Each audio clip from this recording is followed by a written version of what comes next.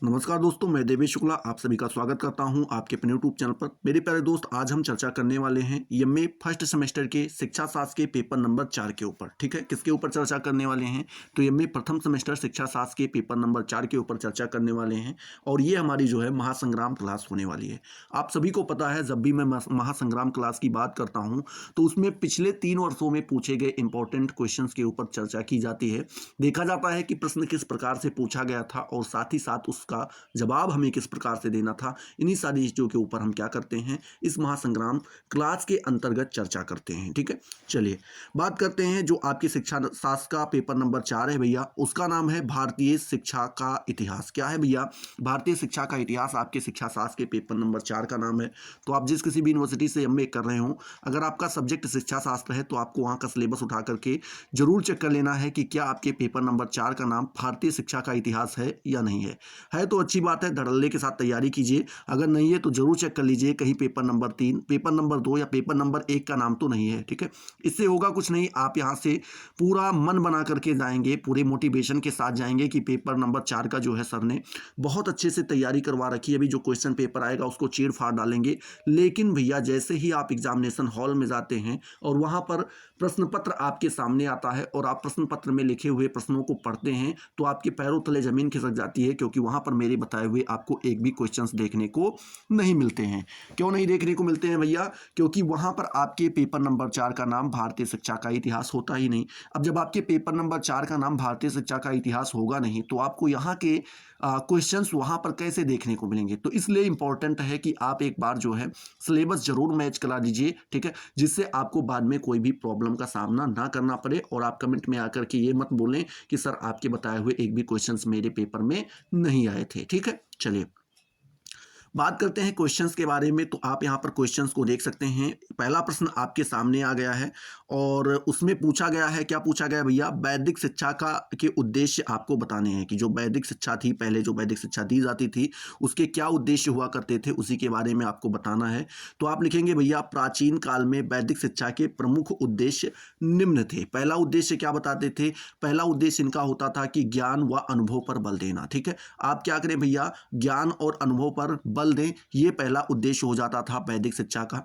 दूसरा उद्देश्य बताते हुए लिखते हैं कि चित्त वृत्तियों का निरोध। ठीक है, चित्त वृत्तियां जो हैं उनका क्या करे भैया, उनका रोकथाम करे। ठीक है, साथ ही साथ तीसरा उद्देश्य बताते हुए लिखते थे कि ईश्वर भक्ति व धार्मिकता का समावेश। क्या होता था? ये तीसरा उद्देश्य होता था कि आपकी जो शिक्षा है उसमें ईश्वर भक्ति को और साथ ही साथ धार्मिकता को समाहित किया जाए, समावेश भी किया जाए इनका। ठीक है, ये इसका तीसरा उद्देश्य होता था। चौथा उद्देश्य बताते हुए लिखते हैं कि चरित्र का निर्माण। ठीक है, करेक्टर जो है पहले इसका मुख्य उद्देश्य हुआ करता था। आप एक तरीके से ये भी कह सकते हैं कि चरित्र का निर्माण हो, ये इंपॉर्टेंट उद्देश्य था इसका।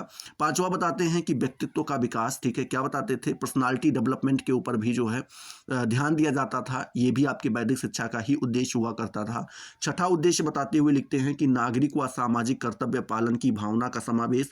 मतलब आप एक नागरिक होने के कारण अपनी नागरिकता का पालन करें, साथ ही साथ सामाजिक व्यक्ति होने के कारण आप अपने सामाजिक और नागरिक दोनों प्रकार के कर्तव्य का पालन करें।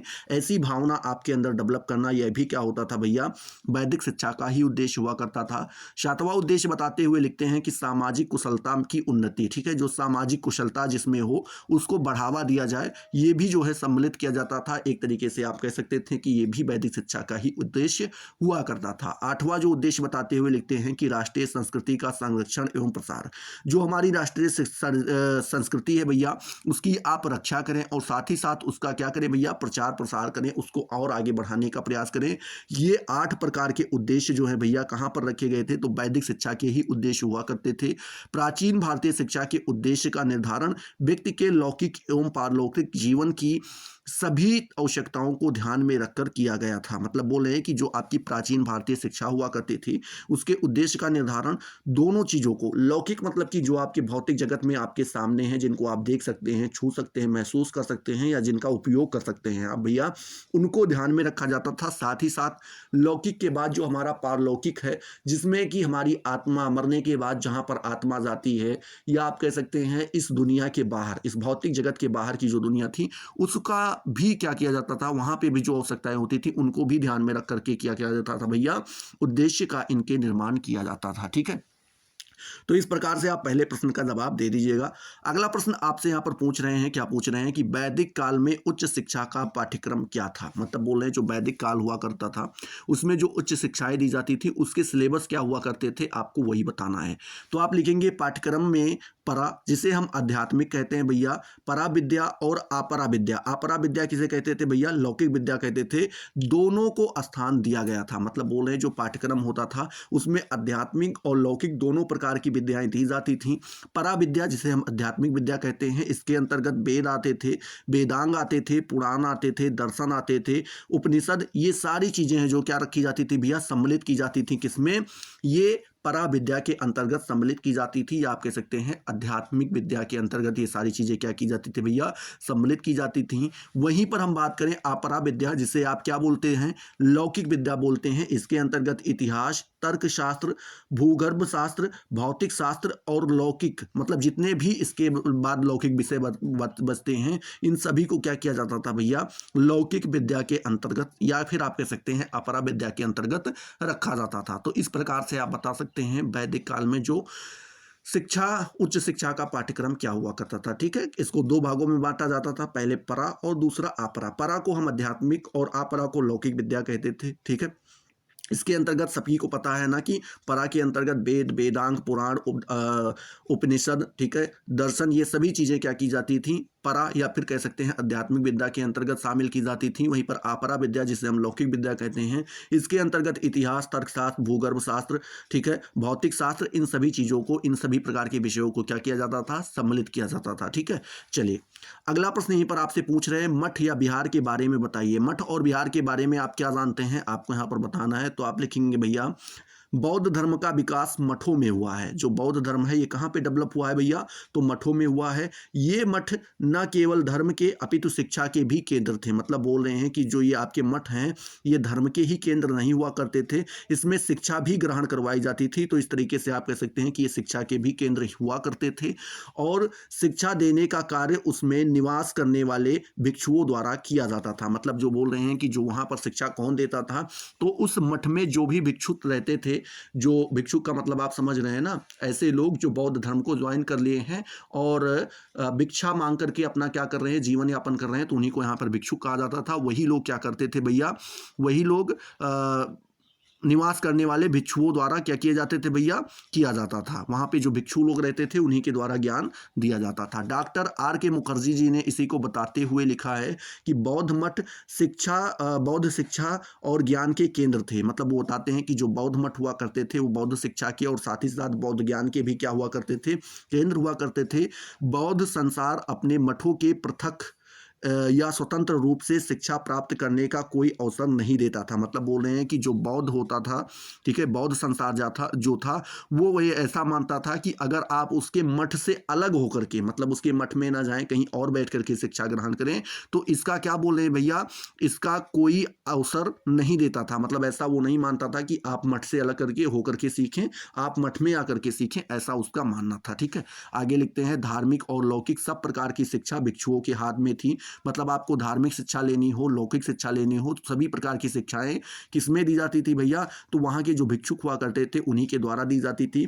उच्च शिक्षा के प्रमुख केंद्र भी बौद्ध मठ ही थे। मतलब बोल रहे हैं उच्च शिक्षा का जो प्रमुख केंद्र हुआ करता था उसको भी हम कहां पे रखते थे, वो लोग भैया बौद्ध मठ में ही रखते थे। इस संबंध में डॉक्टर अल्टेकर महोदय ने लिखा भी है कि मठों ने उच्च शिक्षा में अपनी दक्षता से कोरिया, चीन, तिब्बत और जावा जैसे सुदूर देशों के छात्रों को आकर्षित करके भारत की अंतर्राष्ट्रीय ख्याति में वृद्धि की थी। मतलब कौन बताते हैं भैया, डॉक्टर अल्टेकर महोदय जी लिखते हुए बताते हैं कि जो मठ हुआ करता था उसने उच्च शिक्षा में अपनी दक्षता इस प्रकार से हासिल कर ली थी कि कोरिया, चीन, तिब्बत, जावा, ये इतने दूर दूर के जो देश हुआ करते थे, यहाँ के छात्र भी वहाँ पर पढ़ने आया करते थे। ठीक है, तो इस प्रकार से आप मठ के बारे में आराम से यहाँ पर बता दीजिएगा। चलिए अगला प्रश्न देखते हैं। तो अगला प्रश्न आपसे यहाँ पे पूछ रहा है कि वैदिक काल में गुरु शिष्य संबंध को स्पष्ट कीजिए। जो वैदिक काल हुआ करता था उसमें गुरु और शिष्य के बीच कैसे संबंध पाए जाते थे, यही आपको यहाँ पर बताना है। तो आप लिखेंगे प्राचीन भारतीय शिक्षा की संभवतः सर्व प्रमुख विशेषता गुरु शिष्य संबंध की थी। मतलब बोल रहे हैं कि जो प्राचीन भारतीय शिक्षा हुआ करती थी उसमें सबसे बढ़िया विशेषता, या आप कह सकते हैं सबसे मेन जो विशेषता हुआ करती थी वो क्या हुआ करती थी, गुरु और शिष्य के बीच में संबंध कैसा है, ये सबसे इंपॉर्टेंट और सबसे मेन जो है विशेषता हुआ करती थी। उनका संबंध किसी संस्था के माध्यम से नहीं वरन सीधा उन्हीं के मध्य था। मतलब बोल रहे हैं कि उनका जो संबंध था वो किसी संस्था के माध्यम से नहीं जुड़ता था, ये इन दोनों के बीच में डायरेक्ट बनता था। जो कुछ भी संबंध होता था इस संबंध का मुख्य आधार उनके पारस्परिक कर्तव्य थे। मतलब जो उनके अपने कर्तव्य हुआ करते थे वो अपने कर्तव्य का निष्ठा के साथ पालन करते थे। तो इसीलिए इनको क्या बोल रहे हैं कि जो इनके संबंध थे इनका मुख्य आधार क्या हुआ करता था कि अपने कर्तव्यों का निर्वाह कर रहे हैं, यही इनके संबंध का मुख्य आधार हुआ करता था। छात्र अपने शिक्षक का हृदय से सम्मान करते थे और उनकी प्रत्येक आज्ञा का पालन करते थे। मतलब बोलते हैं जितने भी छात्र हुआ करते थे वे अपने टीचर का या फिर आप कह सकते हैं अपने शिक्षक का हृदय से, मतलब कि अपने दिल से उनका क्या करते थे, सम्मान करते थे। और साथ ही साथ जितनी भी उनकी आज्ञाएं होती थीं, जितना भी वो आदेश दिया करते थे उन सभी का वे पालन भी किया करते थे। गुरु का सम्मान राजा, माता पिता और देवता से किसी भी प्रकार निरंतर नहीं होता था। मतलब बोल रहे हैं कि जिस प्रकार से एक व्यक्ति अपने राजा का सम्मान करता है, अपने माता पिता का सम्मान करता है, देवता का सम्मान करता है, ठीक उसी प्रकार से उनके शिष्य अपने गुरु का सम्मान किया करते थे। आचार्य की सेवा छात्र अपना कर्तव्य समझते थे और गुरु परिवार के सभी कार्यों को अपने करने में आनंद का अनुभव करते थे। मतलब बोल रहे हैं कि जो उनके आचार्य हैं, जो उनके टीचर हैं, उनकी सेवा करें, यही छात्र का क्या होता था भैया, अपना कर्तव्य। वो जितने भी छात्र थे वो अपना कर्तव्य मानते थे और साथ ही साथ गुरु आश्रम, मतलब कि जितना भी गुरु परिवार है, गुरु परिवार का मतलब हुआ कि गुरु साथ में उनके साथ जो कोई भी लोग रहते हैं, चाहे छात्र हों, चाहे उनकी पत्नी हो, चाहे उनके पुत्र हों, सभी को मिलाकर के और छात्रों को मिलाकर के गुरु परिवार हुआ करता था। तो उनका क्या करते थे भैया, उनके कार्यों को करने में वो आनंद का अनुभव महसूस करते थे। ऐसा नहीं था कि मतलब उनको करने में वो भार लगता होगा कि बताओ हमसे ये काम करवा रहे हैं, पढ़वाने के लिए बुलाए हैं कि ये करने के लिए, जो आज के समय में है। उस समय वो उन पर बहुत उनको खुशी मिलती थी कि उनको अपने गुरु परिवार के लिए कोई कार्य करने का अवसर प्राप्त हुआ। ठीक है, इस प्रकार से आप लिख सकते हैं। ठीक है, आगे आप लिखेंगे कि वैदिक ऋषियों द्वारा भैया गुरु को छात्र का बौद्धिक एवं आध्यात्मिक पिता माना जाता था। मतलब बोल रहे हैं जो वैदिक ऋषि थे उनके द्वारा यह कहा भी गया है कि जो गुरु है वो छात्र का बौद्धिक का मतलब बुद्धि का, क्योंकि छात्र के बुद्धि को जन्म कौन देता है, एक गुरु ही देता है। और आध्यात्मिक, उनके अंदर अध्यात्म कौन भरता है, एक गुरु होता है। तो बौद्धिक एवं आध्यात्मिक पिता किसे मानते थे, तो जो हमारे वैदिक ऋषि थे वह गुरु को ही मानते थे। छात्र को पुत्रवत स्नेह देते हुए गुरु उनके शारीरिक, मानसिक एवं आध्यात्मिक विकास के लिए सदैव प्रयत्न करता था। मतलब बोल रहे हैं कि जो गुरु हुआ करते थे वे छात्र को अपने पुत्र के रूप में देखते थे और साथ ही साथ उनका शारीरिक, मानसिक और आध्यात्मिक तीनों प्रकार का विकास बहुत अच्छे से हो पाए, इसलिए वे सदैव क्या करते रहते थे भैया, प्रयत्न करते रहते थे। कौन, गुरु करते रहते थे छात्र को ज्ञान प्रदान करना, उनमें अच्छी आदतों का विकास करना, उनके भोजन तथा वस्त्र की व्यवस्था कराना, यहाँ तक कि रुग्ण अवस्था में उनके लिए औषधि की व्यवस्था एवं सेवा भी गुरु का कर्तव्य था। मतलब बोल रहे हैं कि छात्र को ज्ञान जो दिया जाता था वह किसका कर्तव्य होता था, गुरु का। साथ ही साथ उनके अंदर अच्छी आदतें डाल सके, उनके भोजन और वस्त्र की व्यवस्था करना। रुग्णावस्था का मतलब ये हुआ कि जैसे कोई छात्र बीमार पड़ जा रहा है, ठीक है, जैसे ठंडी का समय है, अभी मान लो किसी को जुकाम बुखार रख ले, बहुत ज़्यादा बुखार हो जाए, तो उनके लिए औषधि मतलब कि दवा की व्यवस्था और साथ ही साथ उनकी उस समय पे सेवा भी की जाती थी। ठीक है, ऐसा नहीं कि उनको दवा खिला दिए एक कोने में पड़े हैं, उनकी सेवा, ये सभी कर्तव्य किसका हुआ करता था भैया, तो उनके गुरु का होता था। इस प्रकार दोनों स्नेह, सम्मान, विश्वास एवं पारस्परिक स्नेह की कर्तव्य की भावनाओं से संयुक्त थे। मतलब बोले इस प्रकार से अगर देखें तो दोनों के बीच में स्नेह, सम्मान, विश्वास और पारस्परिक स्नेह और सभी कर्तव्य की भावनाएं क्या हुआ पाई जाती थी, दोनों के बीच में पाई जाती थी। आगे लिखते हैं कि ज्ञान का संरक्षण एवं संवर्धन करना तथा जीवन और आचरण में उनके महत्व को सिद्ध करना दोनों के जीवन का एकमात्र लक्ष्य था। मतलब बोल रहे हैं कि ज्ञान, मतलब जो कुछ भी ज्ञान है उसकी रक्षा की जाए, ठीक है, साथ ही साथ उनको बढ़ाया जाए, साथ ही साथ क्या किया जाए भैया, उनको बढ़ाया जाए और जीवन और आचरण में उनके महत्व को सिद्ध भी किया जाए। मतलब जो कुछ भी आपने सीखा है वह अपने अपने आचरणों में उतारे छात्र, साथ ही साथ अपने जीवन में उनको प्रयुक्त करें। दोनों ही जीवन का, दोनों के मतलब गुरु के और शिष्य दोनों के जीवन का एकमात्र लक्ष्य यही हुआ करता था। ठीक है, इसी चीज को बताते हुए मतलब कि गुरु और शिष्य के बीच संबंध बताते हुए कौन लिखते हैं भैया, अल्तेकर। ठीक है, अल्तेकर महोदय जी लिखते हैं कि शिक्षक एवं छात्र के संबंध स्नेहपूर्ण तथा घनिष्ठ थे और उनके भावी जीवन में भी बने रहते थे। मतलब बोल रहे हैं कि छात्र और शिक्षक दोनों के जो संबंध हुआ करते थे वह स्नेहपूर्ण और साथ ही साथ घनिष्ठ हुआ करते थे। और बताते हैं भैया कि उनके भावी जीवन, ऐसा नहीं कि उन्होंने शिक्षा प्राप्त कर ली फिर अपने गुरु से उनका नाता टूट गया।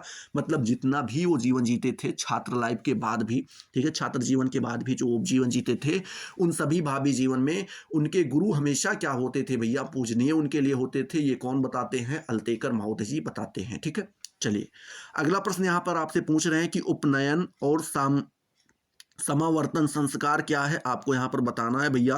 तो आप लिखेंगे, पहले हेडिंग डालेंगे उपनयन संस्कार। उपनयन संस्कार में आप लिखेंगे कि वैदिक काल में बालक के विद्या अध्ययन का औपचारिक प्रारंभ एक संस्कार के द्वारा होता था। जैसे कि आज आप एडमिशन लेते हैं भैया, ठीक है, पीजी वगैरह में एडमिशन लेते हैं, ठीक, और रजिस्ट्रेशन करवाते हैं, ठीक उस प्रकार से वैदिक काल में, पुराने समय में बात किया जाए तो जब कोई भी बालक विद्या अध्ययन करना चाहता था तो उसको स्टार्ट करने के लिए क्या करना पड़ता था भैया, उनको एक संस्कार से होकर के गुजरना पड़ता था, जिसे हम क्या कहते थे भैया, उपनयन संस्कार कहते थे। उपनयन का अर्थ है क्या भैया, पास ले जाना। उपनयन का अर्थ होता है पास ले जाना।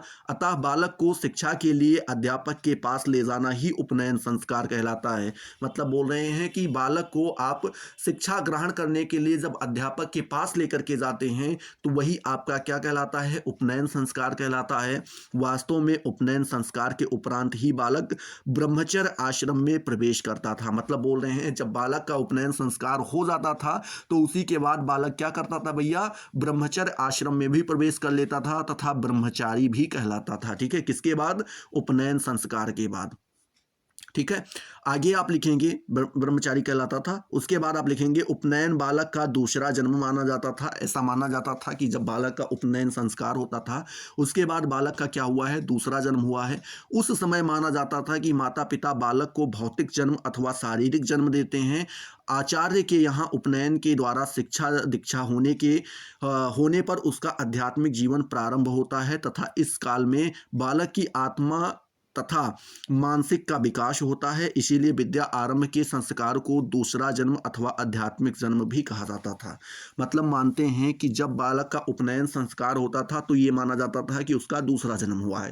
पहला जन्म कब हुआ है, उसके माता पिता के द्वारा भैया जो उसको शारीरिक रूप मिला है, एक तरीके से बोल सकते हैं जो शरीर मिला है या जो भौतिक जन्म मिला है वह जो है क्या कहलाता था, वो उसका पहला जन्म कहलाता था। उसके बाद जब वह आचार्य के पास उपनयन दीक्षा के लिए जाता था वो क्या आध्यात्मिक और भौतिक शिक्षाओं को ग्रहण करता था और उसके साथ ही साथ उसके आत्मा और मस्तिष्क का विकास होता था। तो भैया इसीलिए होता था, तो इस तरीके से अगर कहा जाए तो उसका दूसरा जन्म होता था। तो इसीलिए जो है उपनयन संस्कार को ये कहा जाता था कि बालक का क्या हुआ है भैया, दूसरा जन्म हुआ है। ठीक है, बात करते हैं समावर्तन संस्कार के बारे में। तो आप लिखेंगे यह संस्कार उस समय होता था जब छात्र अपनी वैदिक शिक्षा समाप्त कर लेता था। मतलब जब बालक शिक्षा ग्रहण करने के लिए जाता था तो उसका उपनयन संस्कार किया जाता है और साथ ही साथ जब उसकी शिक्षा समाप्त हो जाती है भैया तो उसका कैसा संस्कार किया जाता था, समावर्तन संस्कार किया जाता था। समावर्तन का अर्थ होता है भैया, शाब्दिक अर्थ होता है, क्या आता है, घर लौटना। ठीक है, समावर्तन का शाब्दिक अर्थ क्या होता है, घर लौटना। यह संस्कार लगभग कब भैया, 25 वर्ष की आयु में होता था। बालक की कब, 25 वर्ष की जब आयु हो जाती थी तो उसको घर वापस, गुरु के आश्रम से घर वापस भेज दिया जाता था। तो उसी को भैया समावर्तन संस्कार कहा जाता था। जब छात्र गुरु गृह से लौटकर अपने घर जाता था और ब्रह्मचर्य आश्रम का परित्याग करके गृहस्थ आश्रम में प्रवेश करता था, यह संस्कार आधुनिक युग के दीक्षांत भाषण के रूप में छात्रों को समावर्तन उपदेश के रूप में समाप्त होता था और इसे भैया गृहस्थ जीवन के क्या भैया, सदकर्मों के बारे में बताया जाता था। मतलब बोल रहे हैं कि ठीक इसी प्रकार से जैसे आज वर्तमान समय में आप दीक्षांत भाषण सुनते हैं ना, मतलब कहीं भी डिग्री लेने अगर किसी बढ़िया यूनिवर्सिटी में आप जाएंगे तो वहाँ पर जब आप डिग्री आपकी समाप्त होती है तो एक दिन जो है क्या रखा जाता है, दीक्षांत भाषण रखा जाता है। और उसमें हमें बताया जाता है कि इसके बाद जो आप जीवन जिएंगे कैसा होगा, आपको कैसे जो है व्यवहार करने हैं, लोगों के साथ कैसे ट्रीट करना है, ये सब कुछ बताया जाता था। ठीक उसी प्रकार से पुराने समय में समावर्तन उपदेश होता था। क्या होता था भैया? समावर्तन उपदेश होता था। उसमें बालक को बताया जाता था कि अब आप जो है छात्र का जीवन परित्याग कर रहे हैं, इसी के साथ आप ब्रह्मचर्य आश्रम का भी परित्याग कर रहे हैं।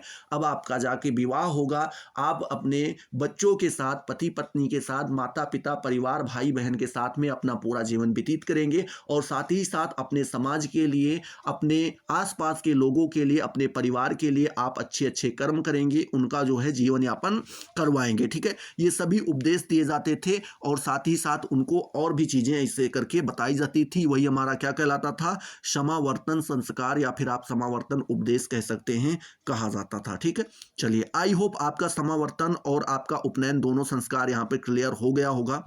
ठीक है, चलिए अगला प्रश्न आपसे यहां पर पूछ रहे हैं, क्या पूछ रहे हैं कि तक्षशिला एवं नालंदा विश्वविद्यालय के बारे में बताइए। तक्षशिला और नालंदा विश्वविद्यालय के बारे में आप क्या जानते हैं, आपको यहां पर बताना है। तो भैया आप लिखेंगे, पहले हेडिंग डालेंगे तक्षशिला विश्वविद्यालय। इसमें आप लिखेंगे कि यह विश्वविद्यालय आधुनिक रावलपिंडी से लगभग 20 मील पश्चिम में था। मतलब बोल रहे हैं कि जब आज के रावलपिंडी नामक स्थान पर आप जाएंगे तो वहां से 20 मील जब पश्चिम दिशा में आप जाएंगे तो वहां पर आपको तक्षशिला विश्वविद्यालय देखने को मिलेगा। यह अनेक शताब्दियों तक पहले वैदिक शिक्षा का और बाद में भैया बौद्ध शिक्षा का केंद्र था। मतलब बोल रहे हैं कि कई शताब्दियों तक ये पहले यहाँ पर वैदिक शिक्षाएं दी जाती थी और साथ ही साथ जैसे समय बीतता गया, बौद्ध धर्म हमारे जो है सामने आया, एक तरीके से कह सकते हैं भैया, तो वहां पर क्या की जाने लगी? बौद्ध शिक्षाएं दी जाने लगी। यह 6000 ईसा पूर्व अपनी प्रसिद्धि की पराकाष्ठा पर था। मतलब बोल रहे हैं कि 6000 बोल रहे हैं, 600 मतलब कि आज से 600 ईसा पूर्व की बात करें भैया तो 600 ईसा पूर्व में ये अपनी प्रसिद्धि की पराकाष्ठा, मतलब कि उस समय पे ये पॉपुलैरिटी में पीक पॉइंट पे था। बहुत ज़्यादा पॉपुलर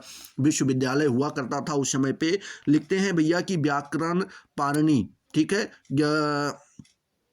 राजनीतिज्ञ चाणक्य, अर्थशास्त्री कौटिल्य, महात्मा बुद्ध के व्यक्तिगत चिकित्सक जीवक, ठीक है, एवं सम्राट चंद्रगुप्त और पुष्यमित्र इसी विश्वविद्यालय की उपस्थिति। मतलब ऐसा माना जाता है भैया, और ऐसा माना नहीं जाता, मतलब सच्चाई भी है कि जो व्याकरण आपके हुए हैं, व्याकरणाचार्य जिसको हम पाणिनि कहते हैं, या आप कह सकते हैं राजनीतिज्ञ जो हुए हैं जिनको हम चाणक्य के नाम से जानते हैं, अर्थशास्त्री जो कौटिल्य हुए हैं, महात्मा बुद्ध के जो व्यक्तिगत चिकित्सक हुआ करते थे, ठीक है, वह सम्राट चंद्रगुप्त और साथ ही साथ भैया पुष्यमित्र, ठीक है, ये सभी इसी विद्यालय से पढ़ करके क्या हुए हैं भैया, आगे बढ़े हैं तक्षशिला विश्वविद्यालय से ही। ठीक है, तो इस प्रकार से आप तक्षशिला विश्वविद्यालय के बारे में लिख दीजिएगा। अगला आगे बता रहे हैं यहाँ पर नालंदा विश्वविद्यालय, आपको हेडिंग डालना है। इसमें आपको लिखना है कि यह विश्वविद्यालय पटना से लगभग 50 मील दूर दक्षिण में था। मतलब बोल रहे हैं कि जब आप पटना जाते हैं और वहां से आप 50 मील दूर दक्षिण दिशा में जाते हैं भैया, तो यह विद्यालय आपको देखने को मिलता है, विश्वविद्यालय देखने को मिलता है। यह लगभग 1 मील लंबा, आधा मील चौड़ा, ठीक है, और 4 दीवारियों से घिरा है। मतलब बोल रहे हैं कि अगर इस विश्वविद्यालय में आप जाएंगे तो यहाँ पर आपको 1 मील लंबी और आधी मील चौड़ी 4 दीवारियां आपको देखने को मिलेंगी, जिससे ये पूरा विश्वविद्यालय क्या है भैया, घिरा हुआ है। इसमें 2 बड़े सभा भवन, जिसमें कि भैया 2 बड़े सभा भवन हैं और 3000 अध्ययन कक्ष हैं। मतलब बोलते हैं कि 2 तो बड़े बड़े क्या बनाए गए हैं, ऑडिटोरियम, जिसे आप भैया आज के समय में ऑडिटोरियम कहते हैं, और उस समय पे भैया वो क्या हुआ करता था, सभा भवन हुआ करता था, और साथ ही साथ 3000 अध्ययन कक्ष बनवाए गए थे। इसका विशाल पुस्तकालय कई मंजिल का था। मतलब बोल रहे हैं कि जो इसका पुस्तकालय था, लाइब्रेरी थी, वो कई मंजिल की थी। इसमें लगभग 1500 शिक्षक, 10,000 छात्र थे। मतलब बोल रहे हैं लगभग 1500 शिक्षक क्या करते थे, पढ़ाते थे, उस समय टीचिंग किया करते थे, और लगभग 10,000 से ज़्यादा छात्र वहाँ पर पढ़ने के लिए आया करते थे। इसमें चीन, जावा, बर्मा आदि सुदूर देशों के छात्र अध्ययन करने को आते थे। मतलब बोल रहे हैं चीन के छात्र, जावा के, बर्मा के, यहाँ के दूर दूर के छात्र यहाँ पर अध्ययन करने के लिए आते थे। इस प्रकार इसने इसने अंतर्राष्ट्रीय विश्वविद्यालय का रूप ग्रहण कर लिया था। मतलब बोल रहे हैं चूंकि यहाँ पर चीन, जावा, बर्मा जैसे देशों से लोग यहाँ पर पढ़ने आया करते थे, तो इसलिए आप ये भी कह सकते हैं कि इसको जो है अंतर्राष्ट्रीय विश्वविद्यालय की ख्याति प्राप्त हो गई थी। ठीक है, इस तरीके से आप नालंदा विश्वविद्यालय के बारे में बता सकते हैं। अगला प्रश्न आपसे यहाँ पर पूछ रहे हैं भैया, वैदिक कालीन शिक्षा के प्रमुख केंद्रों के नाम बताइए। कौन कौन से ऐसे केंद्र हुआ करते थे जहां पर वैदिक कालीन शिक्षाएं दी जाती थी? तो जिसमें से पहला नाम आता है तक्षशिला। ठीक है, तक्षशिला में क्या की जाती थी? वैदिक कालीन शिक्षा दी जाती थी। प्रयाग, काशी, मिथिला, कांची और कैकेयी। ठीक है, ये आपके भैया 6 केंद्र ऐसे थे जहां पर वैदिक कालीन शिक्षाएं दी जाती थी। ठीक है, चलिए अगला प्रश्न आपसे पूछ रहे हैं, बौद्ध कालीन शिक्षा एवं बौद्धिक शिक्षा में क्या समानताएं हैं, आपको यहाँ पर बताना है।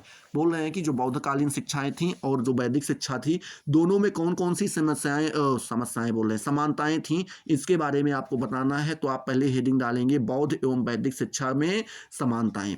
पहली समानता बताते हुए आप लिखेंगे, दोनों प्रणालियों में धार्मिक एवं नैतिक जीवन को प्रमुखता प्राप्त थी। मतलब बोल रहे हैं दोनों प्रणालियां थी, चाहे आप बौद्धकालीन शिक्षा बोल दें चाहे वैदिक शिक्षा बोल दें, दोनों में धार्मिक और नैतिक दोनों जीवन को क्या थी? प्रमुखता प्राप्त थी। मतलब छात्र को धार्मिक जीवन जीना भी और साथ ही साथ नैतिक जीवन जीना, दोनों प्रकार का जीवन जीना सिखाया जाता था। ठीक है, दूसरा यहाँ पर समानता बताते हुए लिखते हैं, दूसरी समानता बताते हुए यहाँ पर लिखते हैं कि दोनों प्रणालियां बाह्य नियंत्रण से मुक्त थी। मतलब ऐसा कोई बाहरी नियंत्रण नहीं था जो उसके ऊपर दबाव बना सके। तो जो बौद्धकालीन शिक्षा थी या वैदिक शिक्षा थी भैया, ये दोनों प्रकार की जो शिक्षाएं थी, इनके ऊपर कोई बाहरी नियंत्रण नहीं हुआ करता था, किसी का ऊपरी दबाव नहीं बनता था।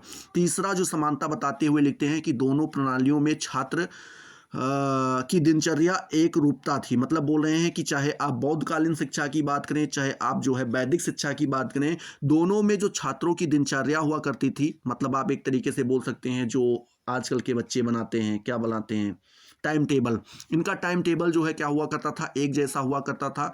चौथी समानता बताते हुए लिखते हैं कि दोनों प्रणालियों में शारीरिक दंड साधारणतया वर्जित था। मतलब वैदिक कालीन शिक्षा में भी और बौद्ध कालीन शिक्षा में, दोनों में भी क्या भैया? शारीरिक दंड नहीं दिया जाता था। मतलब बच्चों को मारा पीटा नहीं जाता था। पांचवा समानता बताते हुए लिखते हैं कि दोनों प्रणालियों में शिक्षण विधि मुख्यतया मौखिक थी। मतलब जो बौद्धिक कालीन शिक्षा थी और वैदिक कालीन शिक्षा थी, दोनों में मौखिक मतलब कि बोल करके पढ़ाया जाता था, बोल करके बच्चों को सिखाया जाता था। ठीक है, तो ये 5 समानताएं आप बौद्धकालीन और वैदिक शिक्षा में जो है बता सकते हैं। अगला प्रश्न यहीं पर आपसे इसी से अंतर जुड़ा पूछ लिया। ठीक है, क्योंकि अभी तक आपने जो है बौद्धकालीन शिक्षा और वैदिक शिक्षा में दोनों में समानताएं बताई, तो अब आपको इसमें अंतर भी बताना पड़ेगा। ठीक है, चलिए पहले हेडिंग आप डाल लेंगे क्या? बौद्धकालीन शिक्षा एवं वैदिक शिक्षा में अंतर। एक तरफ आप डालेंगे बौद्धकालीन शिक्षा और दूसरी तरफ आप डालेंगे वैदिक शिक्षा। ठीक है, इसमें आप लिखेंगे कि सार्वजनिक शिक्षा की व्यवस्था थी। किसमें? बौद्धकालीन शिक्षा में सार्वजनिक, मतलब कोई भी शिक्षा ग्रहण कर सकता था। वैदिक शिक्षा में भैया सार्वजनिक शिक्षा की व्यवस्था नहीं थी, मतलब कोई भी शिक्षा ग्रहण नहीं कर सकता था। ये पहला अंतर था। दूसरा जो अंतर था बौद्धकालीन शिक्षा में कि शिक्षा का माध्यम लोक भाषाएं थी। मतलब बौद्धकालीन शिक्षा में जो वहां की लोकल लैंग्वेज हुआ करती थी, उसी में शिक्षाएं ग्रहण करवाई जाती थी। जबकि बात की जाए वैदिक शिक्षा के बारे में, तो यहां पर जो पढ़ाने का माध्यम हुआ करता था वो कौन सा था भैया? संस्कृत भाषा का यूज किया जाता था। ठीक है, चलिए तीसरा अंतर बताते हुए लिखते हैं कि सामान्य विद्यालयों का प्रचलन था। इसमें सामान्य रूप से विद्यालय बना दिए जाते थे और इसमें बोल रहे हैं कि सामान्य विद्यालय का प्रचलन नहीं था। ठीक है, वैदिक शिक्षा में सामान्य विद्यालय का प्रचलन नहीं था।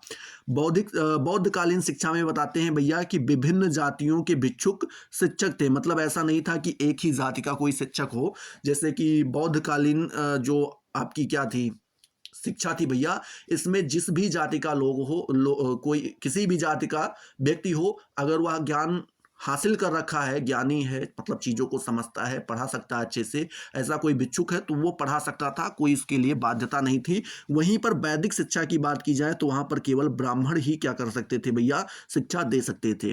पांचवा अंतर बताते हुए लिखते हैं कि शिक्षा का स्वरूप संस्थागत एवं सामूहिक था। मतलब कि यहाँ पर शिक्षाएं जो है संस्थागत और सामूहिक दोनों प्रकार से दी जाती थी। जबकि वहाँ पर बता रहे हैं वैदिक शिक्षा में भैया शिक्षा का स्वरूप व्यक्तिगत हुआ करता था और पारिवारिक था। कैसा था? व्यक्तिगत था और पारिवारिक था। ठीक है, छठा अंतर बताते हुए लिखते हैं कि बौद्धकालीन शिक्षा में गुरु का महत्व कम हो गया था, मतलब यहाँ पर टीचर्स को उतनी इंपॉर्टेंस नहीं दी जाती थी, जबकि वैदिक शिक्षा की बात की जाए तो गुरु की श्रेष्ठता एवं प्रधानता थी, इसमें गुरु को ही सब कुछ माना जाता था। ठीक है, सातवां अंतर बताते हुए लिखते हैं कि जो बौद्धकालीन शिक्षा थी भैया, उसमें शिक्षा के केंद्र मठ हुआ करते थे, विहार के रूप में हुआ करते थे, मठ या फिर विहार के रूप में होते थे। जबकि वहीं पर वैदिक शिक्षा की बात करें तो इस समय में जो शिक्षा के केंद्र हुआ करते थे वह आश्रम और गुरुकुल सुसंगठित थे, मतलब आश्रम और गुरुकुल के रूप में बनाए जाते थे और वहीं पर बच्चों को पढ़ाया जाता था। ठीक है, चलिए अगले प्रश्न की ओर चलते हैं। तो अगला प्रश्न आपसे यहां पर पूछ रहे हैं कि प्रव्रज्या संस्कार से आप क्या समझते हैं, आपको यहां पर बताना है। तो आप हेडिंग डालेंगे प्रव्रज्या संस्कार। ठीक है, इसके बारे में बताते हुए आप लिखेंगे कि बालकों की शिक्षा प्राप्त करने के लिए मठों में प्रवेश हेतु प्रव्रज्या संस्कार होता था। मतलब बोल रहे हैं जैसे कि अभी आपने उपनयन संस्कार के बारे में पढ़ा, तो जो वैदिक काल की शिक्षा हुआ करती थी उसमें अगर कोई भी बालक शिक्षा ग्रहण करने के लिए जाता था तो उनका उपनयन संस्कार होता था। ठीक उसी प्रकार से भैया जो बौद्धकालीन शिक्षा थी उसमें जब कोई भी बच्चा शिक्षा ग्रहण करने के लिए, कोई भी व्यक्ति शिक्षा ग्रहण करने के लिए मठ में प्रवेश करता था तो उसका प्रव्रज्या संस्कार किया जाता था। ठीक है, प्रव्रज्या का अर्थ, शाब्दिक अर्थ होता है क्या भैया, बाहर जाना। अतः प्रव्रज्या संस्कार से तात्पर्य है शिक्षा के लिए घर से बाहर जाना ही क्या कहलाता है, प्रव्रज्या कहलाता है। ठीक है, तो इस तरीके से आप प्रव्रज्या संस्कार के बारे में बता दीजिएगा। अगला प्रश्न आपसे यहाँ पर पूछ रहे हैं भैया कि मकतब और मदरसों में अंतर बताइए। मकतब और मदरसा में क्या अंतर होता है आपको यहाँ पर बताना है। तो आप लिखेंगे भैया मकतब का अर्थ उस स्थान से है जहाँ लिखने को शिक्षा प्रदान की जाती है, मतलब बोल रहे हैं जहाँ पर लिखने के लिए बच्चों को बताया जाता है वह स्थान क्या कहलाता है, मकतब कहलाता है। जहाँ बालकों को प्राथमिक शिक्षा दी जाती थी, मकतबों से पहले बालकों को भैया वर्णमाला के शब्दों का ज्ञान कराया जाता था, गणित की लिपि या फिर भैया कुरान की आयतें कंठस्थ कराई जाती थी। मतलब बोल रहे हैं कि जो मकतब स्थान हुआ करता था भैया, मकतब नाम का स्थान, वहां पर बच्चे को प्राथमिक शिक्षा दी जाती थी। इसमें आप कह सकते हैं कि बालकों को वर्णमाला के शब्द रटाए जाते थे, उनका ज्ञान कराया जाता है, और साथ ही साथ गणित की लिपि और कुरान की जो आयतें हुआ करती थी उनको कंठस्थ मतलब कि याद करवाया जाता था। ठीक है, तो ये कहाँ पर होता था, मकतब पर होता था भैया। वहीं पर अगर हम बात करें किसकी, मदरसे की बात करें तो यहाँ पर आप कह सकते हैं कि मदरसे उच्च शिक्षा के केंद्र थे। यहाँ शिक्षा भाषण विधि द्वारा दी जाती थी। ठीक है, तथा सभी विषय विस्तृत रूप से पढ़ाए जाते थे। यहाँ सभी प्रकार की शिक्षा दी जाती थी। सभी मदरसों में शिक्षा का जीवन उपयोगी पाठ्यक्रम प्रधान था। मतलब बोले जितने भी मदरसे होते थे सब में ऐसे विषय को ज़्यादा जो है महत्व दिया जाता था जो हमारे जीवन के लिए उपयोगी है, हमारे जीवन जीने के लिए क्या है, उपयोगी है। गुरु शिष्य संबंध मधुर था। कैसा था भैया, गुरु और शिष्य दोनों के बीच का संबंध मधुर हुआ करता था। कठोर अनुशासन का पालन करना होता था। योग्य विद्यार्थी को ही तमगे एवं संदेह दी जाती थी। मतलब बोल रहे हैं जो विद्यार्थी योग्य होता था उसे तमगे और संदेह दिया जाता था। हमें लग रहा है ये कोई सर्टिफिकेट होता होगा उनमें, तो ऐसा कुछ दिया जाता था। ठीक है, पता नहीं हमें इसके बारे में खास, लेकिन जो कुछ भी है वो आप यहाँ पर देख सकते हैं। अगला प्रश्न यहाँ पर आपसे पूछ रहे हैं भैया कि बौद्धकालीन उच्च शिक्षा के पाठ्यक्रम का वर्णन कीजिए। मतलब बौद्धकालीन की जो उच्च शिक्षा हुआ करती थी उसमें कौन सी शिक्षा दी जाती थी या उनका सिलेबस क्या होता था उसके बारे में आपको यहाँ पर बताना है। तो आप लिखेंगे बौद्ध काल में उच्च शिक्षा का पाठ्यक्रम दो भागों में बांटा गया था। कौन कौन सा था, पहला था आपका धार्मिक शिक्षा और दूसरा था आपका लौकिक शिक्षा। ठीक है, बात करते हैं जो बौद्धकालीन उच्च शिक्षा होती थी उसमें जो पहला धार्मिक शिक्षा होता था उसमें भैया धार्मिक शिक्षा में भिक्षु एवं भिक्षुणियों को प्रदान की जाती थी। मतलब जो भिक्षु या भिक्षुणियां होती थी, मतलब भिक्षु पुरुष को भिक्षुण कहा जाता था और भिक्षुणियां जो है किसको कहा जाता था भैया, स्त्री को कहा जाता था। दोनों को जो शिक्षाएं दी जाती थी उसको क्या बोलते थे, धार्मिक शिक्षा बोलते थे। धार्मिक शिक्षा का मुख्य प्रमुख उद्देश्य था मोक्ष प्राप्त करना और बौद्ध धर्म का प्रचार करना। मतलब बोल रहे हैं कि जो हमारा धार्मिक शिक्षा हुआ करता था इसका उद्देश्य दो ही था। पहला तो आप क्या करें, मोक्ष की प्राप्ति कर पाएं, और दूसरा उद्देश्य था बौद्ध धर्म का आप प्रचार करें। ठीक है, ये आपकी जो है धार्मिक शिक्षा के अंतर्गत ये सारी चीजें आती थी। वहीं पर अगर हम लौकिक शिक्षा की बात करें तो लौकिक शिक्षा में भैया बौद्धकालीन शिक्षा में लौकिक शिक्षा के अंतर्गत जीवन में उपयोगी विषयों का समाविष्ट किया गया था। मतलब ऐसे विषय पढ़ाए जाते थे जो हमारे जीवन में काम आने वाले होते थे, जैसे कि धर्म के बारे में पढ़ाया पढ़ाया जाता था, दर्शन के बारे में, साहित्य के बारे में, न्याय शास्त्र के बारे में, चिकित्सा शास्त्र, तर्क शास्त्र, शब्द विद्या, तंत्र विद्या, योग विद्या आदि प्रकार की विद्याएं क्या की जाती थी भैया, इसमें लौकिक शिक्षा में दी जाती थी। ठीक है, तो इस प्रकार से बौद्धकालीन उच्च शिक्षा के बारे में, उच्च शिक्षा के पाठ्यक्रम के बारे में बता दीजिएगा। इसको दो भागों में बांटा गया है, धार्मिक और लौकिक। ठीक है, और दोनों को अच्छे से एक्सप्लेन भी कर दीजिएगा। ठीक है, चलिए अगला प्रश्न आपसे यहाँ पर पूछ रहे हैं कि कलकत्ता मदरसा पर आपको टिप्पणी लिखनी है। ठीक है, मतलब कलकत्ता में जो मदरसा था जिसका नाम कलकत्ता मदरसा था उसके बारे में आपको कुछ बताना है। तो आप लिखेंगे, इस संस्था की स्थापना भारत में सर्वप्रथम गवर्नर जनरल और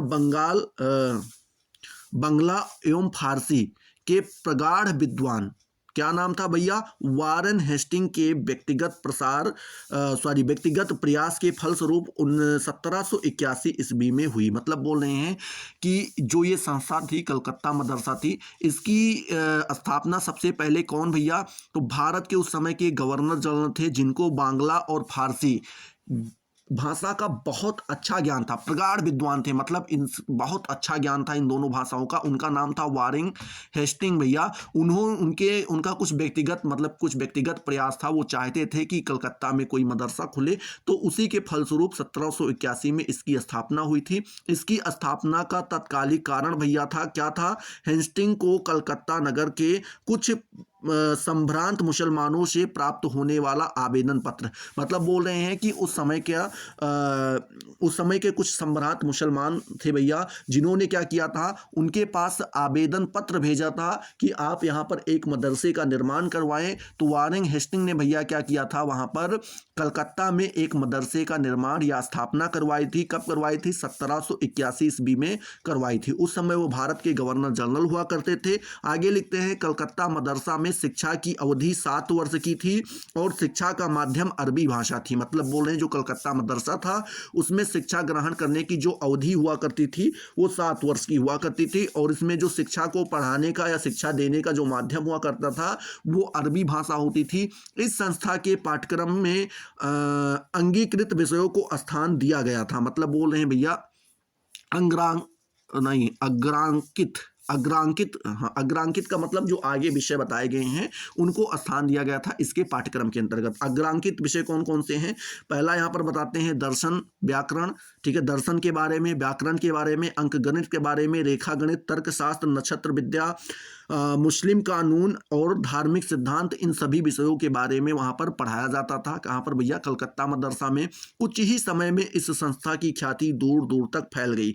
मतलब बोल रहे हैं थोड़ा ही समय लगा और ये जो संस्था थी ये दूर दूर तक प्रचलन में आ गई, सभी लोग इसे जानने लगे। अतः सुदूर गुजरात, कर्नाटक और कश्मीर तक के विद्यार्थीगण इसमें शिक्षा ग्रहण करने के लिए आने लगे। मतलब बोल रहे हैं कि आपको दूर दूर से, जैसे कि गुजरात, कर्नाटक, कश्मीर, यहाँ के विद्यार्थी वहाँ पर शिक्षा ग्रहण करने के लिए जाया करते थे। ठीक है, चलिए अगला प्रश्न आपसे यहाँ पर पूछ रहे हैं, बिस्मिल्लाह रस्म के बारे में आपको बताना है कि ये क्या है और इससे आप क्या समझते हैं, यहाँ पर बताना है। तो आप लिखेंगे भैया, जिस प्रकार वैदिक युग में उपनयन संस्कार होता था, बौद्ध युग में भैया प्रवज्जा संस्कार हुआ करता था। ठीक है, हुआ करता था शिक्षा ग्रहण करने के उपरांत, मतलब उससे पहले। उसी प्रकार मुस्लिम युग में भैया बिस्मिल्लाह खानी की रस्म बालक के लिए रखी गई, जिससे वो क्या करता था भैया, शिक्षा ग्रहण करने से पहले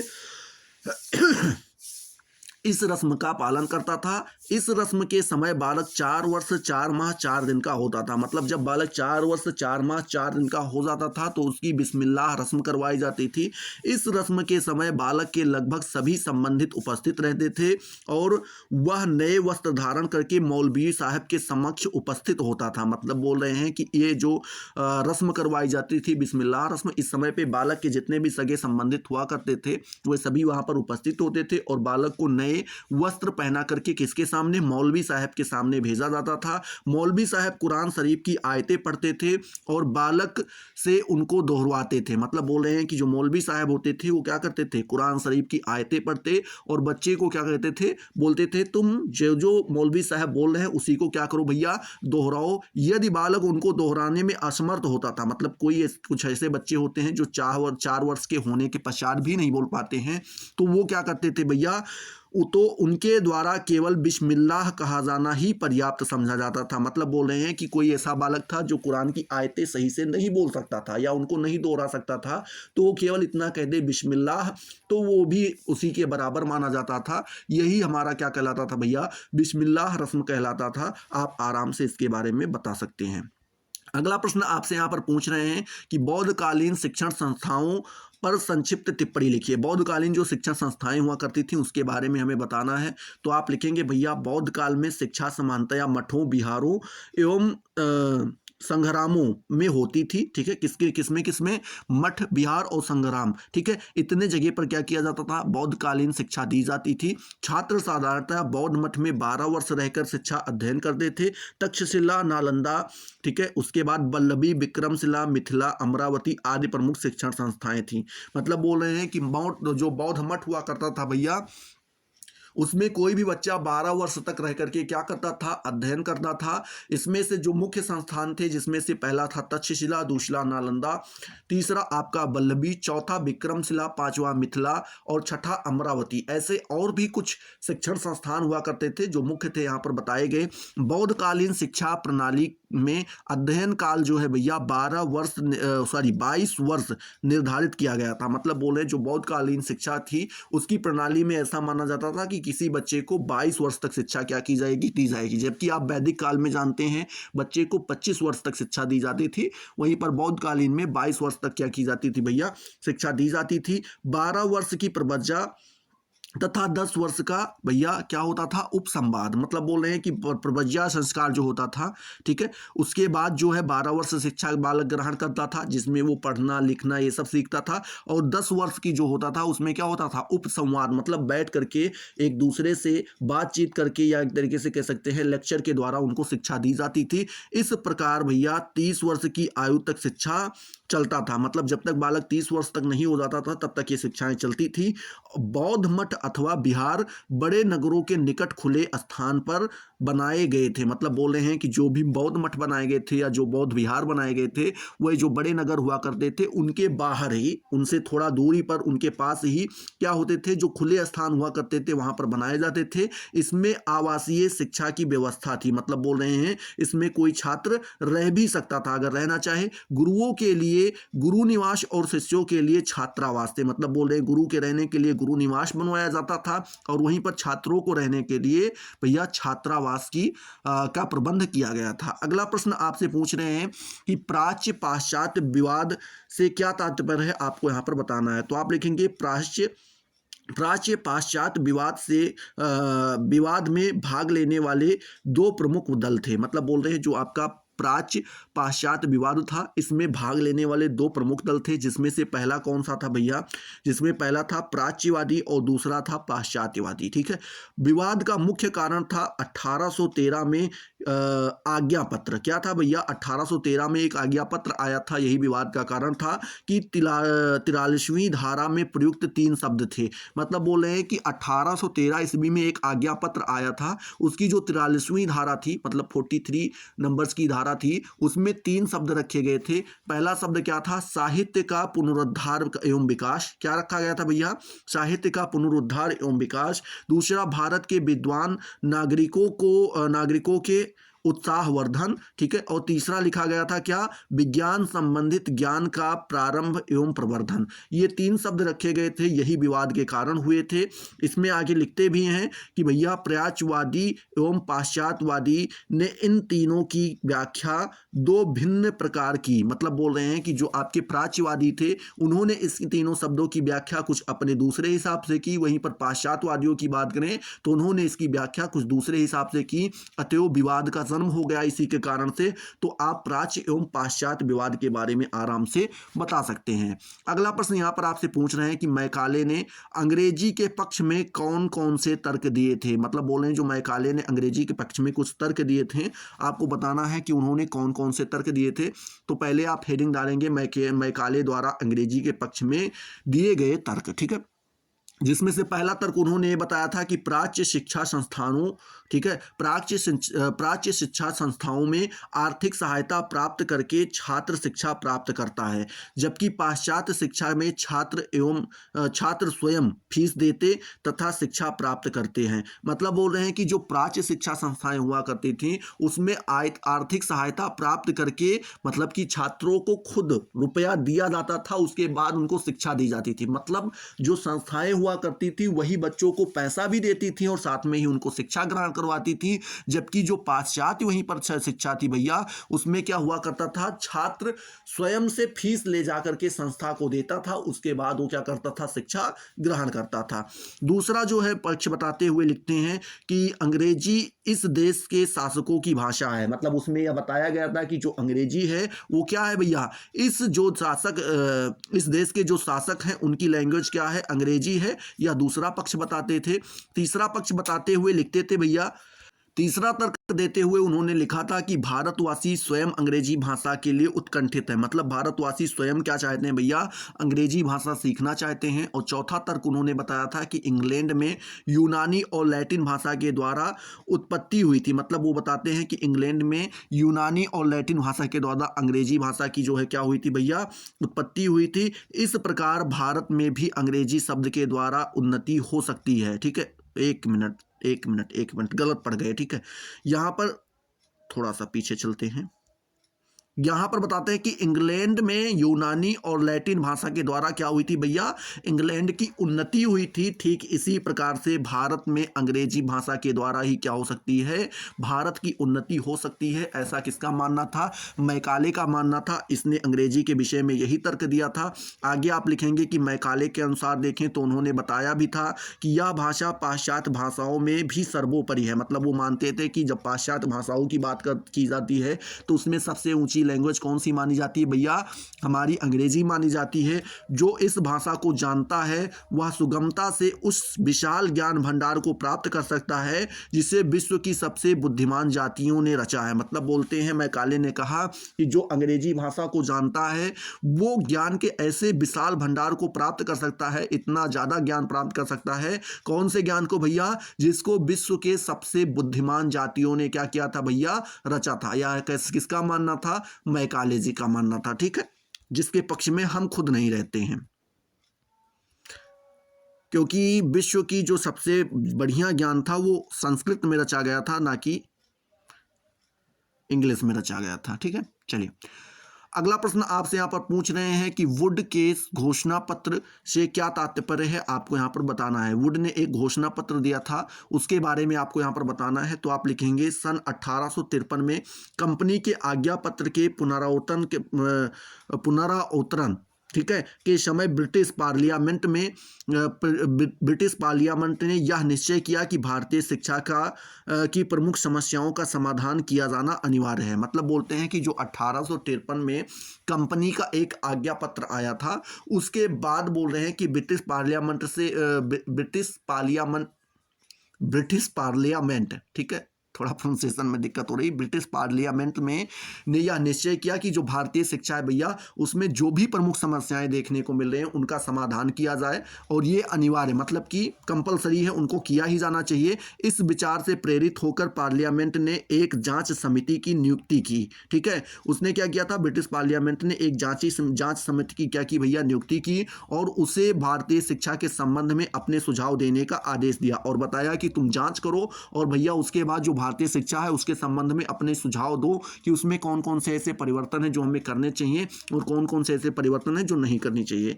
इस समिति के सुझाव के आधार पर कंपनी के संचालकों ने 19 जुलाई 1854 ईस्वी को एक आदेश पत्र अपनी भारतीय शिक्षा नीति का प्रकाशन किया। मतलब बोल रहे हैं कि जो ये आदेश था इसी का पालन करते हुए कंपनी के जो संचालक थे उन्होंने 19 जुलाई 1854 ईस्वी को एक आदेश पत्र में क्या किया भैया, जो अपनी भारतीय शिक्षा नीति थी उसको प्रकाशन में लाया, मतलब कि उसको हमारे सामने लेकर के आए। इसका नाम था बोर्ड ऑफ कंट्रोल। क्या नाम था भैया, इस नीति का नाम बोर्ड ऑफ कंट्रोल था। इसके सभापति कौन थे, सर चार्ल्स वुड के नाम से था। और इसे हम वुड घोषणा पत्र के नाम से भी जानते हैं। ठीक है, तो इस प्रकार से आप वुड घोषणा पत्र के बारे में आराम से बता दीजिएगा। अगला प्रश्न आपसे यहाँ पर पूछ रहा है, अगला प्रश्न यहाँ पर आपसे पूछ रहे हैं कि वुड के घोषणा पत्र के भारतीय शिक्षा पर किन्हीं दो प्रभावों का उल्लेख कीजिए। मतलब कि जो वुड का घोषणा पत्र आया था उस पर भारतीय शिक्षा पर जो प्रभाव पड़े उनमें से किन्हीं दो प्रभावों के बारे में आपको बताना है। तो आप लिखेंगे भैया पहला प्रभाव यह आया था कि वुड के घोषणा पत्र ने भारतीय शिक्षा की बहुरूपता का अंत करके उसे एक रूपता प्रदान की। मतलब कि पहले जो भारत की शिक्षा हुआ करती थी, जो भारतीय शिक्षा पहले होती थी, उसकी बहुत सारे रूप थे। मतलब कि ऐसा नहीं था कि सभी जगह पे एक ही प्रकार की शिक्षाएं प्रदान कराई जाएं, सब अलग अलग प्रकार की शिक्षाएं प्रदान कराई जाती थी। तो उसको एक रूप देने का कार्य किसने किया था भैया? वुड के घोषणा पत्र ने किया था। वहीं पर दूसरा प्रभाव बताते हुए लिखते हैं कि घोषणा पत्र के प्रभाव स्वरूप भारत के प्रत्येक प्रांत में शिक्षा विभाग की स्थापना हुई और कोलकाता, मुंबई तथा चेन्नई में विश्वविद्यालय की स्थापना की गई। मतलब बोल रहे हैं जो ये घोषणा पत्र था इसी के प्रभाव का स्वरूप ही हमें देखने को मिलता है कि भारत के जितने अलग अलग प्रांत थे सभी में शिक्षा विभाग की स्थापना की गई। और जो कोलकाता था भैया उस समय का कलकत्ता था, जिसे आप बोल सकते हैं आज के समय पे कोलकाता, मुंबई और चेन्नई, कलकत्ता, बम्बई और चेन्नई, यहाँ पर तीनों जगह पर विश्वविद्यालयों की स्थापना की गई। यह किसका परिणाम था? तो ये वुड के घोषणा पत्र का ही क्या था भैया? परिणाम था। ठीक है, चलिए अगला प्रश्न आपसे यहाँ पर पूछ रहे हैं, क्या पूछ रहे हैं कि व्यावसायिक शिक्षा के संबंध में वुड के घोषणा पत्र के विचारों का उल्लेख कीजिए। तो आप लिखेंगे भैया व्यावसायिक शिक्षा एवं वुड का घोषणा पत्र। ठीक है, पहले हेडिंग आप डालेंगे व्यावसायिक शिक्षा एवं वुड का जो है वुड कह रहे हैं वुड का जो घोषणा पत्र था उसके बारे में आप लिखेंगे। तो घोषणा पत्र में भैया व्यावसायिक शिक्षा की चर्चा करते हुए कहा गया कि भारत में ऐसे स्कूलों एवं कॉलेजों की सृष्टि की जाए भैया या स्थापना की जाए जिसमें छात्रों को विभिन्न व्यवसायों की शिक्षा ग्रहण करने की सुविधा मिल सके। मतलब कि जो आपका वुड का घोषणा पत्र था उसमें यह बताया गया कि भारत में कुछ ऐसे स्कूल या कॉलेज बनाए जाएं जिसमें व्यवसायिक शिक्षा भी बच्चों को आराम के साथ या सरलता से क्या हो सके भैया? प्राप्त हो सके। ये जो है किसमें बताया गया? तो वुड के घोषणा पत्र में बताया गया।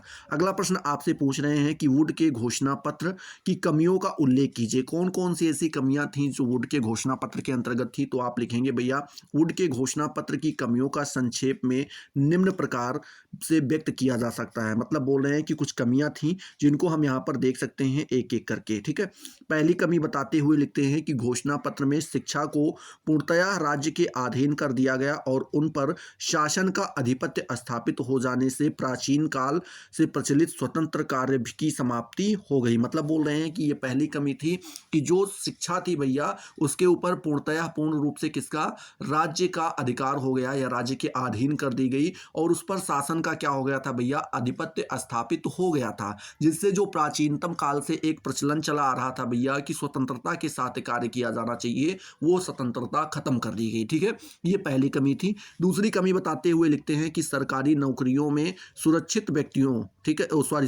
व्यक्तियों को ही प्राथमिकता देने के कारण शिक्षा का व्यापक उद्देश्य नष्ट हो गया और अब शिक्षा केवल जीविकोपार्जन के तक ही सीमित रह गई। मतलब बोल रहे हैं कि जो सरकारी नौकरियां रखी गई उसकी क्राइटेरिया में आप कह सकते हैं या कैटेगरी में भैया इसको रखा गया, जो व्यक्ति पढ़ा लिखा होगा वही शिक्षा जो है दे पाएगा, उन्हीं को प्राथमिकता दी जाने लगी। और यही कारण ये हुआ कि जो शिक्षा का उद्देश्य है भैया वो व्यापक उद्देश्य वहीं पर खत्म हो गया। अब शिक्षा का केवल एक ही उद्देश्य रह गया कि उसके द्वारा बालक क्या कर सके? अपने जीवन का यापन कर सके, अपने जीवन को अच्छे से व्यतीत कर सके, यही शिक्षा का केवल उद्देश्य रह गया।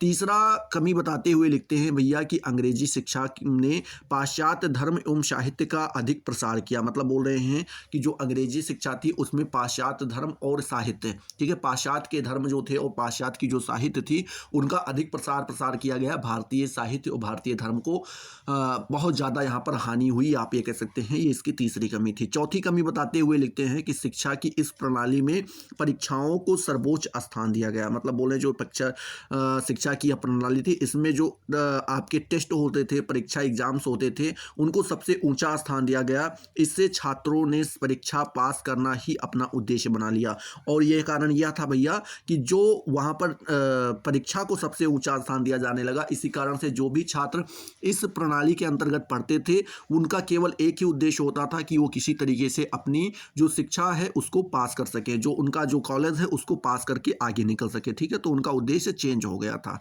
अगला प्रश्न यहाँ पर आपसे पूछ रहे हैं कि सैडलर कमीशन पर टिप्पणी लिखिए। सैडलर कमीशन क्या था आपको यहाँ पर बताना है। तो आप लिखेंगे भैया कलकत्ता विश्वविद्यालय आयोग की नियुक्ति 14 सितंबर 1917 ईस्वी को की गई। ठीक है, बताते हैं इस आयोग के अध्यक्ष कौन थे भैया। अध्यक्ष लीड्स विश्वविद्यालय के कुलपति डॉक्टर माइकल सैडलर जी थे। कौन थे भैया, तो जो ये आयोग बनाया गया इसके अध्यक्ष थे लीड्स विश्वविद्यालय के उप कुलपति, क्या नाम था उनका, डॉक्टर माइकल सैडलर जी था। वही इसके क्या भैया इस आयोग के अध्यक्ष बनाए गए। उनका नाम इस आयोग को सैडलर आयोग भी कहा गया। उनके नाम के कारण ही क्या कहा गया, इस आयोग का दूसरा नाम पड़ गया भैया कौन सा, सैडलर आयोग बना कहा गया।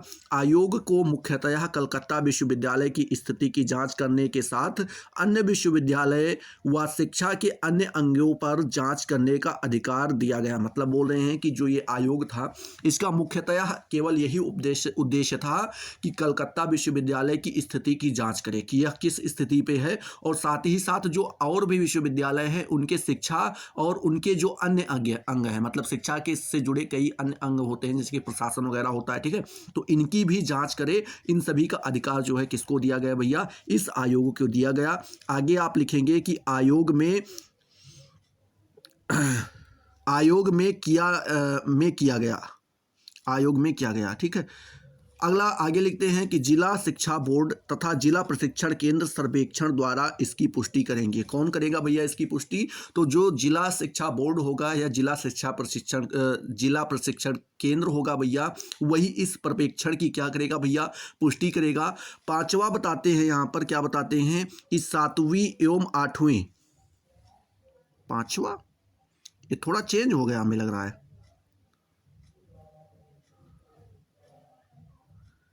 एक मिनट हमें लग रहा है ये प्रश्न आपका अधूरा छूट जाएगा क्योंकि यहाँ पर भैया एक पेज जो है गायब कर दिया गया। तो अभी आप सैडलर कमीशन के बारे में इतना ही पढ़ लीजिएगा और अगले प्रश्न की ओर चलते हैं। हमें लग रहा है कि एक पेज इसका गायब ही कर दिए हैं लोग। ठीक है, पीडीएफ बनाते समय हमें लग रहा है ध्यान नहीं दिए होंगे, तो ये थोड़ी सी जो है दिक्कतें आ जाती हैं कभी कभी, तो आप उतना ही लिख दीजिएगा। अगला प्रश्न यहाँ पर आपसे पूछ रहा है त्रिभाषा सूत्र क्या है, आपको यहाँ पर बताना है।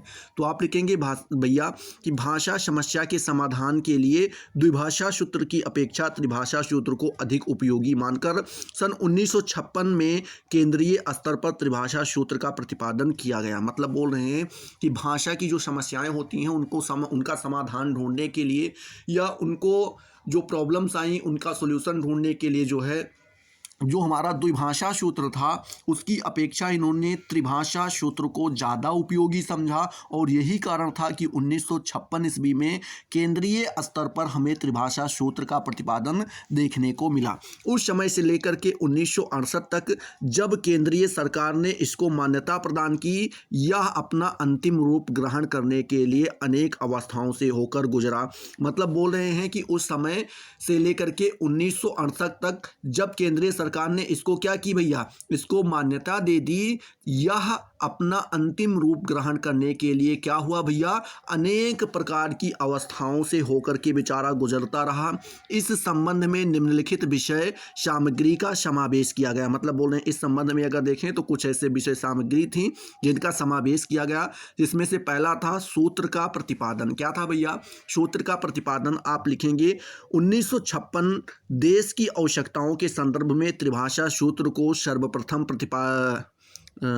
त्रिभाषा सूत्र का सर्वप्रथम प्रतिपादन सन 1956 ईस्वी में शिक्षा सलाहकार बोर्ड ने अपनी 23वीं बैठक में किया।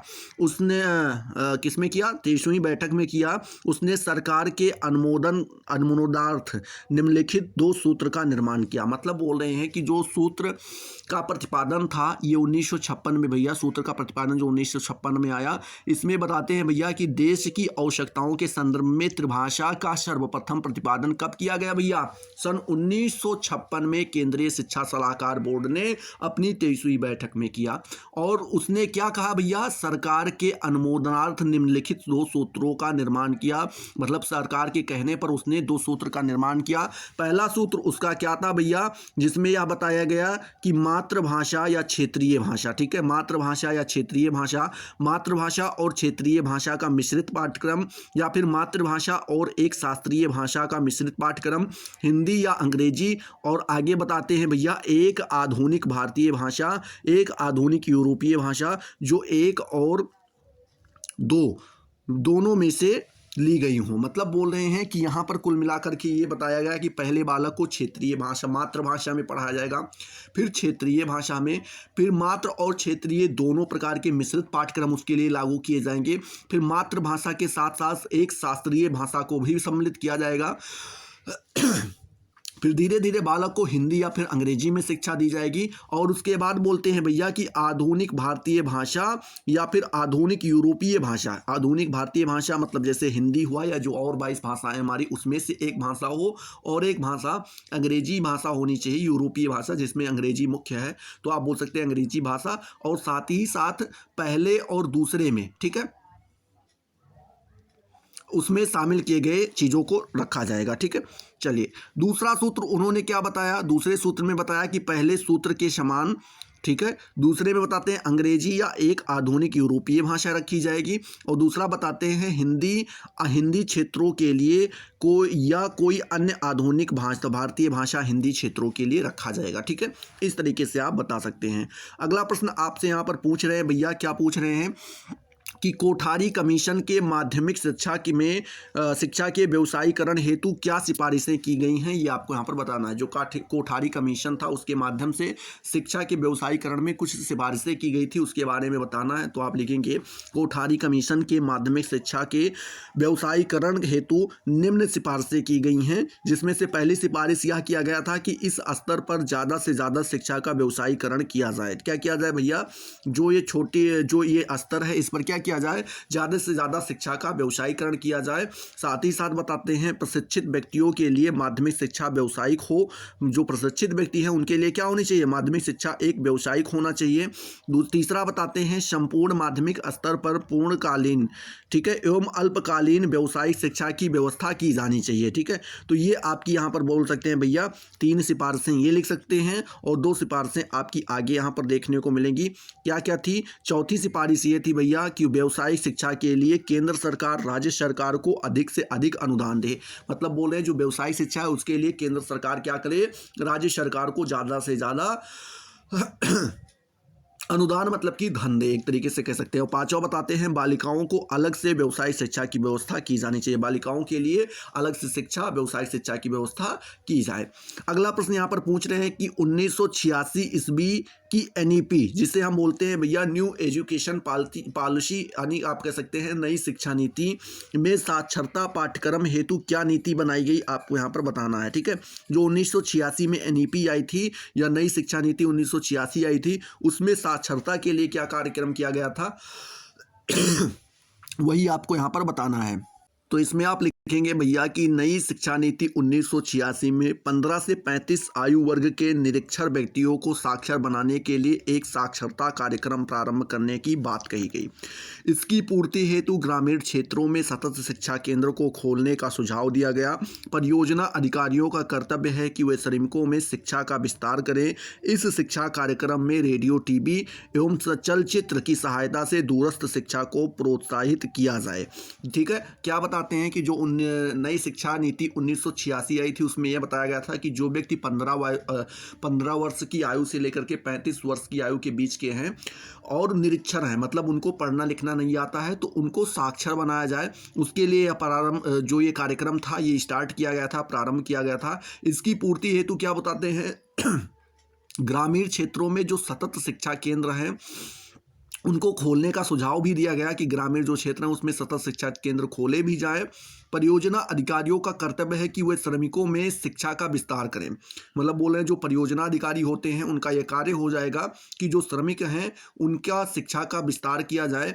इस शिक्षा कार्यक्रम में रेडियो, टीवी, चलचित्र की सहायता से दूरस्थ शिक्षण को प्रोत्साहित किया गया। मतलब बोल रहे हैं कि रेडियो के द्वारा, टीवी के द्वारा या फिर चलचित्र के द्वारा ही क्या किया गया, दूरस्थ शिक्षा को प्रोत्साहन दिया गया और उससे सभी लोग क्या करें, शिक्षा ग्रहण कर पाएँ। अगला प्रश्न पूछ रहे हैं कि पुनरीक्षित राष्ट्रीय शिक्षा 1992 ईस्वी में 92 ईस्वी के संबंध में आप क्या समझते हैं, आपको यहाँ पर बताना है। मतलब बोल रहे हैं जो पुनरीक्षित राष्ट्रीय शिक्षा आई थी, मतलब कि 1986 की जो आई थी उसमें कुछ बदलाव किए गए थे। कब किए गए थे? 1992 में।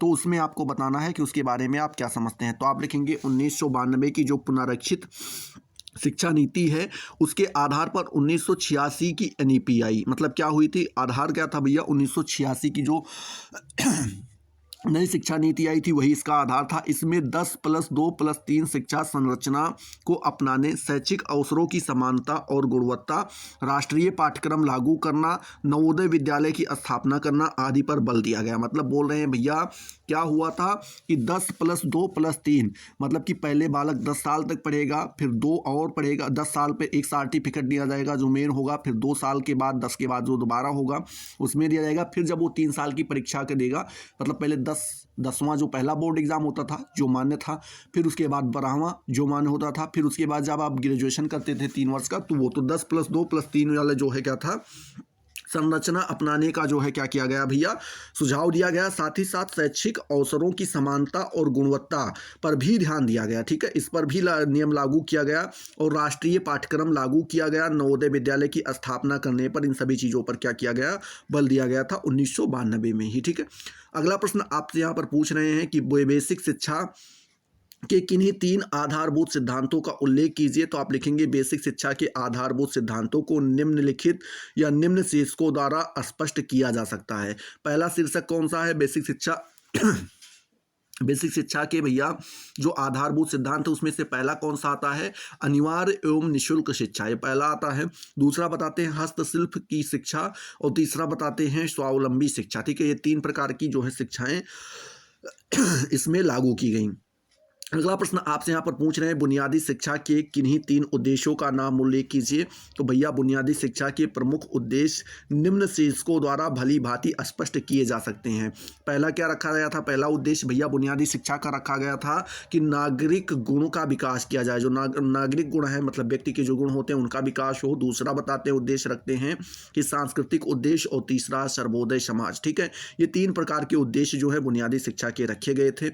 अगला प्रश्न आपसे यहाँ पर पूछ रहे हैं, क्या पूछ रहे हैं भैया कि बुनियादी शिक्षा की किन्हीं 3 विशेषताओं का उल्लेख कीजिए। तो आप लिखेंगे बुनियादी शिक्षा की प्रमुख विशेषताओं को निम्न शीर्षकों द्वारा स्पष्ट किया जा सकता है। पहला क्या रखा गया था भैया? पहली विशेषता थी बुनियादी शिक्षा की कि हस्तश्रम का महत्व, हस्तश्रम को जो है हाथ के द्वारा किए जाने वाले काम को ज़्यादा महत्व दिया गया था। दूसरा बताते हैं बालक प्रधान शिक्षा होनी चाहिए, मतलब कि ऐसा नहीं है, बालक के हिसाब से शिक्षा दी जानी चाहिए। तीसरा बताते हैं क्रिया प्रधान शिक्षा होनी चाहिए। कैसी होनी चाहिए? क्रिया प्रधान, मतलब कि कार्य के ऊपर ज़्यादा बल दिया जाना चाहिए। तो ये 3 विशेषताएं जो थी वो क्या थी भैया? किसकी थी? बुनियादी शिक्षा की थी। आई होप आपको ये पूरा वीडियो पसंद आया होगा, प्रश्न अच्छे से क्लियर हुए होंगे। अगर वीडियो पसंद आया है तो फटाफट वीडियो को लाइक करो, अपने दोस्तों के साथ शेयर करो और कमेंट सेक्शन में ज़रूर बताओ कि वीडियो आपको कैसा लगा। बाकी जो है अभी तक अगर आपने चैनल को सब्सक्राइब नहीं किया है तो सब्सक्राइब करके बेल वाले आइकन को जरूर प्रेस कर दीजिए, जिससे आपको सारी नोटिफिकेशन मिलती रहे और आप उनसे लगातार लाभान्वित होते रहें। तो चलिए अगले वीडियो में मिलते हैं नए जोश नए टॉपिक के साथ। तब तक के लिए जय हिंद, जय भारत।